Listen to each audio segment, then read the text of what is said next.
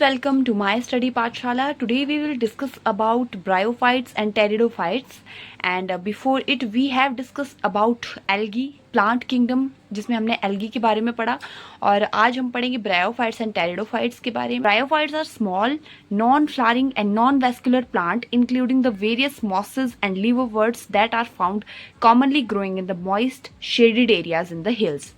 Okay? कैसे होते हैं ब्रायोफाइट्स? स्मॉल होते हैं, नॉन फ्लावरिंग होते हैं, नॉन वेस्कुलर प्लांट्स होते हैं. क्या इंक्लूड करते हैं? वेरियस मॉसेस को इंक्लूड करते हैं एंड लीवरवर्ट्स को, जो कहाँ पाए जाते हैं? Commonly growing moist shaded places में, एरियाज में, हिल्स के. Okay, bryophytes are also called as amphibians of the plant kingdom. As you पढ़ा भी होगा, सुना भी होगा, सो आपने ये चीज अंडरलाइन कर लेनी है. वेरी इंपॉर्टेंट, 1 मार्क्स में क्वेश्चन भी आता है. It is very important from examination point of view also. Why these are called as amphibians of the plant kingdom? Because these plants can live in soil में रह सकते हैं, but they are dependent upon the water for the sexual reproduction. पर ये किसके ऊपर dependent होते हैं? वाटर के ऊपर, फॉर सेक्शुअल रिप्रोडक्शन के लिए. After that its key features are here. They usually occur in damp, humid and shaded localities. Okay, after that the plant body of the bryophytes is more differentiated than that of the algae. इनकी जो body होती है वो more differentiated होती है algae के comparison में. Thallus like होते हैं ये, प्रोस्ट्रेट होते हैं, इरेक्ट होते हैं and attach to the substratum. Substratum के साथ ये अटैच होते हैं बाय यूनिसेलुलर और multi cellular rhizoids. And they lack true roots. क्या करते हैं ये? उनमें ट्रू रूट्स नहीं होती है, स्टेम नहीं होती है और लीव्स नहीं होती है. The main plant body of the bryophyte is haploid. जो मेन प्लांट बॉडी है ब्रायोफाइट की वो हैप्लॉइड होती है. They produce gametes, hence is called as gametophyte. क्या करते हैं ये? गैमीट्स प्रोड्यूस करते हैं, इनको इसीलिए गैमेटोफाइट बोला जाता है. Male sex organs is called as antheridium.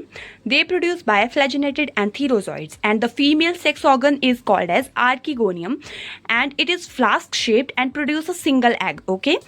After that, the bryophytes are divided into 2 classes, liverworts and mosses, and one by one we will study about it. Firstly, we have the liverworts. Liverworts usually grow in moist, shady habitats such as banks of streams, marshy ground, damp soil, bark of trees, and deep in the woods. Okay, I am describing it with the pictures as you all see. After that, its characteristics. First, non-vascular. They do not possess vascular tissue like veins to transport water and nutrient, limited their size. Okay, वो कोई भी vascular tissue possess नहीं करते हैं. Okay, thallus structure होता है इनका. The main plant body is thallus, thalloid. Okay, example Markensia. मैं पिक्चर भी दे रही हूँ आपको साथ साथ में.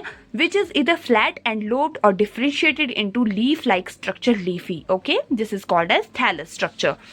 After that, rhizoids. Instead of a true roots, they have hair-like rhizoids for oil bodies. Member-bound oil bodies is in their cells containing aromatic compound. Member-bound oil bodies होती है इनके cells में जो contain करती है aromatic compounds को. Moist habitat में होते हैं, found in moist, shady, जैसा कि मैंने आपको पहले ही बताया. Environment here, water sources as they are prone to desiccation, drying out. Okay, reproduction कैसी होती है? They reproduce sexually via spores and asexually, often through specialized structure called gamete. Okay, so ये कुछ एक important characteristics है, तो आपको ये याद रखने हैं. After that, second we have mosses. Dominant stage of life cycle of moss is a gametophyte. ठीक है, एक predominant stage जो होती है life cycle moss की life cycle की, वो gametophyte है, which consists of 2 stages. The first stage is protonema stage, which develops directly from a spore. It is creeping, green, branched and frequently filamentous stage. And the second stage is leafy stage. Okay, पहली कौन सी थी हमारे पास stage? protonema stage. And second is leafy stage, which develop from the secondary protonema as a lateral bud. तो ये दोनों चीजें काफी important है, आप इनको याद रख लेना. And after that, its characteristics consisting of upright, slender axis bearing spirally arranged leaves होती है इनकी, attached to the soil through the multicellular and branched rhizoids. Stage bear sex organs. Vegetative reproduction देखिए इनमें by fragmentation होती है and budding in the secondary protonema. Okay. In sexual reproduction, the sex organs Antheridia and Archegonia are produced. ठीक है, Antheridia और Archegonia नाम के जो दो sex organs होते हैं वो produce होते हैं at the apex of the leafy shoots. The mosses have an elaborate mechanism of the spore dispersal. ठीक है, elaborate mechanism भी होता है इनका spore dispersal के रूप में. And their common examples are Funaria, Polytrichum and Sphagnum.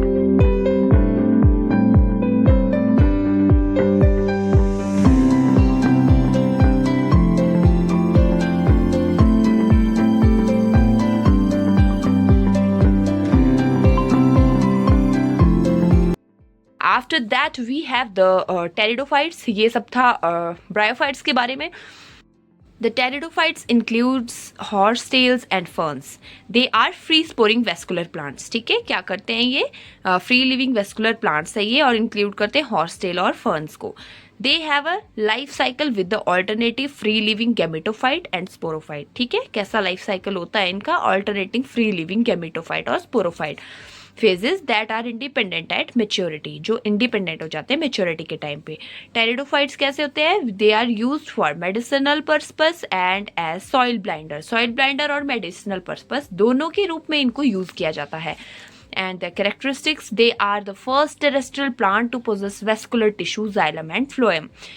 पहले टेरेस्ट्रियल प्लांट है ये जो पोजेस करते हैं vascular tissue, xylem and phloem को. And we will study about the xylem and phloem in the chapter 6. Okay. Are found in cool damp shady places. ठीक है, कहाँ पाए जाते हैं? कूल डैम्प शेडी प्लेसेस में. Though some may flourish well in sandy soil condition. The main plant body is a saprophyte. कैसी होती है? सेप्रोफाइट बॉडी होती है which is differentiated into true root, stem and leaves. ठीक है, इसमें differentiated है ये. The leaves in pteridophytes are small, microphyls as in Selaginella or large microphyls as in ferns. Okay. These are called as ferns as you all see. इसको local भाषा में लिंगड़ी भी कहा जाता है, जिसका अचार भी बनता है और जो सब्जी में भी यूज की जाती है. लीव्स कैसी होती है? टेरिडोफाइट्स में small, microphyllous. After that the saprophytes bear sporangia that are subtended by leaf like appendages called sporophylls. Multi cellular free living होते हैं ये, मोस्टली फोटोसिंथेटिक होते हैं, थैलॉइड होते हैं, गैमेटोफाइट होते हैं और इनको प्रोथैलस कहा जाता है. The gametophyte bear male and female sex organs called as antheridia and archegonia. Okay, ये प्रोड्यूस करते हैं. Fusion of male gamete with the egg present in the archegonium result in the formation of zygote. जो fusion होता है male gamete का egg के साथ जो आर्चिगोनियम में प्रेजेंट होता है, ये क्या रिजल्ट करता है? Formation of zygote. जाइगोट की फॉर्मेशन करता है. एंड द प्लांट में बी होमोस्पोरस. ठीक है, प्लांट कैसा होगा? होमोस्पोरस होगा. That is produce only one type of spore. Homosporous का मतलब है एक ही टाइप के स्पोर प्रोड्यूस करेगा, like lycopodium and pteridium. Picturise कर रही हूँ मैं साथ साथ में, तो आप देखते जाइए. और हिटेरोट्रोपस होगा. हिटेरोट्रोपस क्या होता है? That is produce two types of spore ये प्रोड्यूस करेगा, smaller microscopes and the larger megaspores. Example Selaginella and Marsilii, etc. And some common examples of this kingdom are Lycopodium, Selaginella, Equisetum, and ferns. And this is